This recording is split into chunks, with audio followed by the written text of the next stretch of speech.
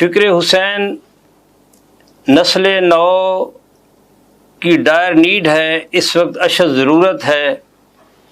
کہ جو فکر لے کر حضرت امام حسین علیہ السلام جو ہیں وہ کربلا تک پہنچے اور پھر اپنا پورے کا پورا کنبہ جو ہے انہوں نے شہید کرا دیا، تو یہ فکر، اس کی حقیقت کیا ہے، قرآن و حدیث کی روشنی میں کیا توجیحات موجود ہیں؟ آج اس موضوع پر گفتگو کرنے کے لیے میرے ساتھ موجود ہیں علامہ غضنفر حسنین توسوی، فاضل منہاج یونیورسٹی۔ میں آپ کو خوش آمدید کہتا ہوں۔ آپ ماشاءاللہ بہت اچھے خطیب ہیں، عالم ہیں، اور نہایت ہی لطیف نکات کا استنباط کرتے ہیں، اور ان کے ساتھ تشریف فرما ہیں ہمارے علاقے کی پہچان شاکر حسین شاکر، شاعر ہیں، کالم نویس ہیں، ادیب ہیں، دانشور ہیں، مصنف ہیں، محقق ہیں، ریڈیو اور ٹی وی پر پروگرام کرتے رہتے ہیں۔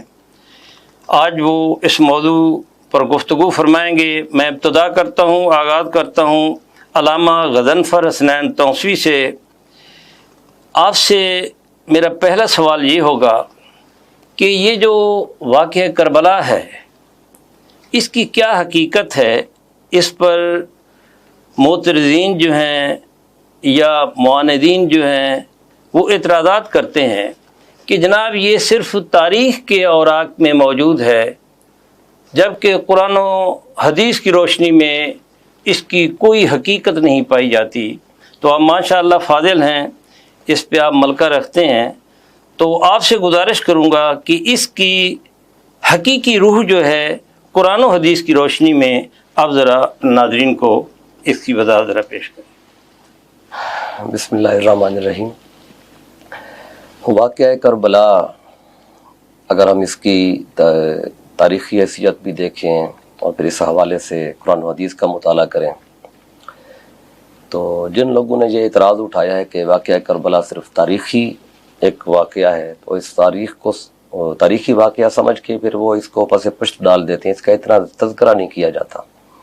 اور کہا جاتا ہے کہ تاریخ میں کتنا سچ ہے، کتنا جھوٹ ہے، کیا حقیقت ہے، کیا فسانہ ہے۔ تو ان چیزوں کو سامنے رکھتے ہوئے بعض لوگ واقعہ کربلا محرم کے دنوں میں بھی اس کو صحیح معنوں میں بیان نہیں کرتے۔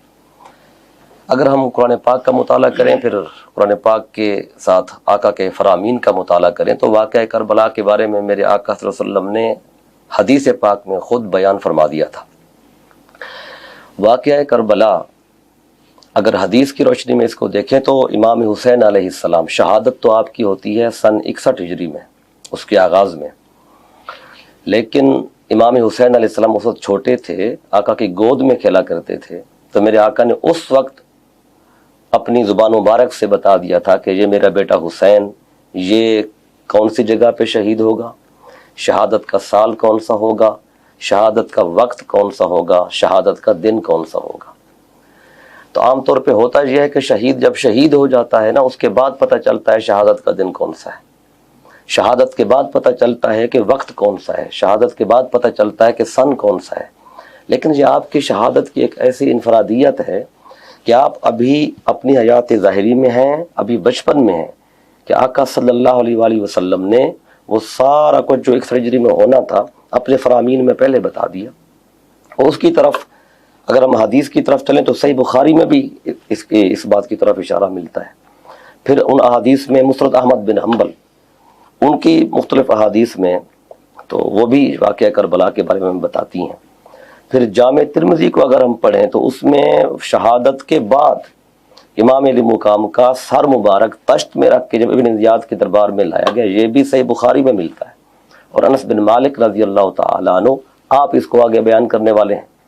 تو شہادت سے پہلے، شہادت کے وقت اور شہادت کے بعد، یہ سارے کا سارا، یہ ساری بات آقا کی حدیث کے اندر موجود ہے۔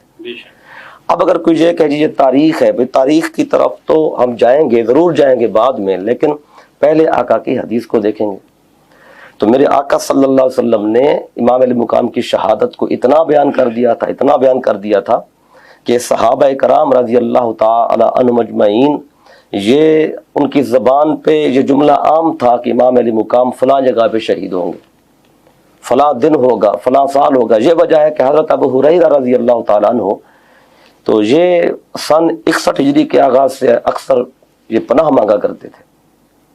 اور جب ان سے پوچھا کہ آپ کیوں پناہ مانگتے ہیں تو انہوں نے یہ کہا کہ اپنی طرف سے پناہ نہیں مانگتا، بلکہ میرے آقا نے فرمایا تھا کہ تم سب سن 61 ہجری کے آغاز سے پناہ مانگو۔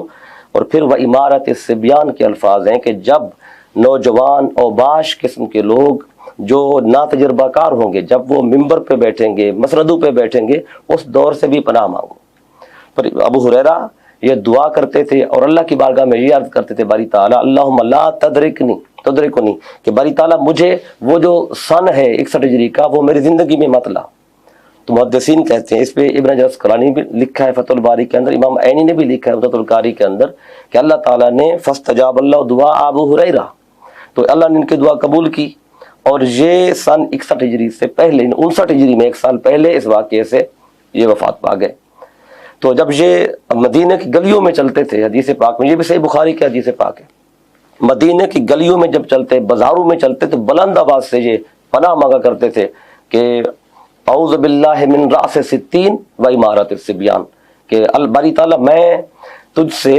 سن 61 ہجری کے آغاز اور عمارت الصبیان، لونڈوں کی جو حکمرانی ہوگی، اوباش قسم کے جو ہوں گے، جو ناتجربہ کار ہوں گے، تو ان کی جو حکمرانی ہے میں اس سے بھی پناہ مانگتا ہوں اور 61 ہجری کے آغاز سے بھی پناہ مانگتا ہوں۔ پھر حدیث بخاری میں اس میں آگے جو الفاظ ہیں کہ مدینہ کی مسجد نبوی، اس میں بیٹھے ہوئے ہیں ابو ہریرہ اور ساتھ کچھ اور بھی لوگ بیٹھے ہوئے ہیں، کچھ صحابہ بیٹھے ہوئے ہیں، کچھ تابعین بیٹھے ہوئے ہیں۔ تو ان میں آپ بیٹھے ہوئے یہ فرماتے ہیں کہ میں نے آقا سے سنا، میرے آقا نے خود فرمایا تھا حلقت امتی علی ید غلمۃ کہ من قریش، آقا نے فرمایا کہ میری امت کی جو ہلاکت ہے وہ قریش کے جو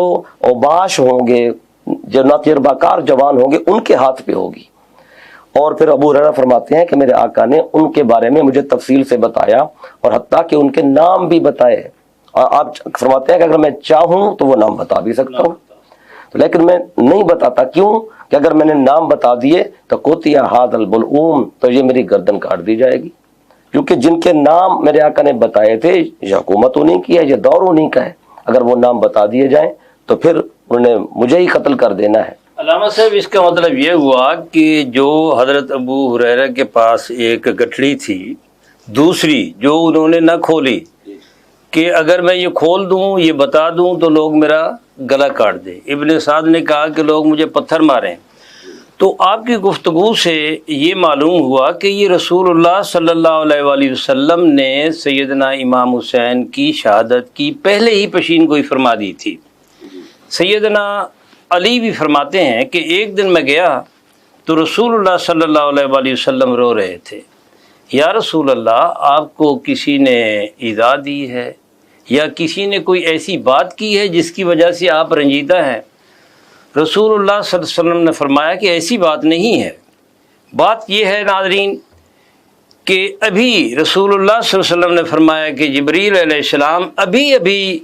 میرے پاس سے گئے ہیں اور انہوں نے مجھے یہ خبر دی ہے کہ کربلا کی سرزمین جو ہے اس پر تیرا یہ نواسہ، تیرا بیٹا حسین جو ہے وہ شہید کر دیا جائے گا، اور اگر آپ چاہیں